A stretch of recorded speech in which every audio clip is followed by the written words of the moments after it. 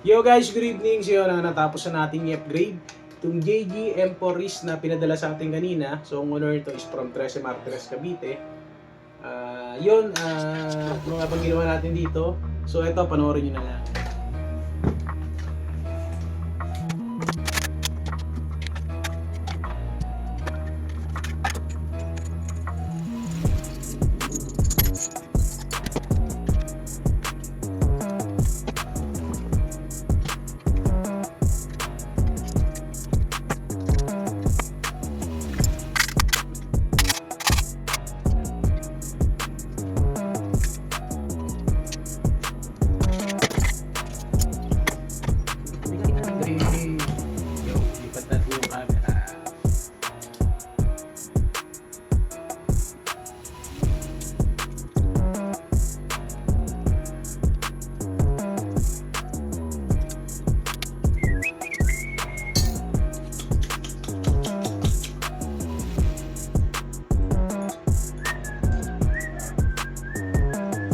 Disassemble natin, nagpalit tayo ng cylinder, nagpalit tayo ng piston body. Kasi alam naman natin yung JG brand is plastic yung piston.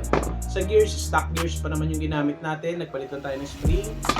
Sa nozzle, hindi na rin tayo nagpalit ng nozzle, nag-modify na lang tayo ng nozzle para medyo hindi gumastos si owner kasi limited lang yung budget niya. Matagal na naman natin ginagawa yung modification ng nozzle para mawala yung singaw. So nagagawa natin siya kahit hindi na tayo magpalit ng aluminum nozzle.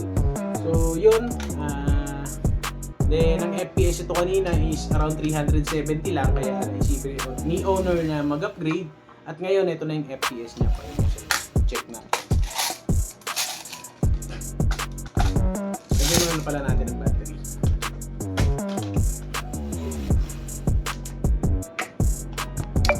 So makikita nyo nakatamiya plug pa siya. Gamit tayo ng adapter. Battery nito is 9.6, so sabi ko naman sa owner nito, bumili na ng lithium polymer na 11.1 kasi hindi na ito kakayanin paputukin yung stock battery lang. So test pero muna natin. Using 0.20 BBs. Laupat na yung chrono natin. Firing 461 FPS. Isa pa. 461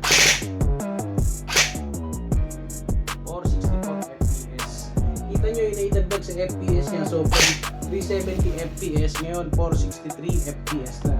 Yun lang yung mga pinunta natin sa yung spring, piston body, cylinder, tsaka nozzle. Actually, ang nagdala ng FPS dito na malakas is yung nozzle.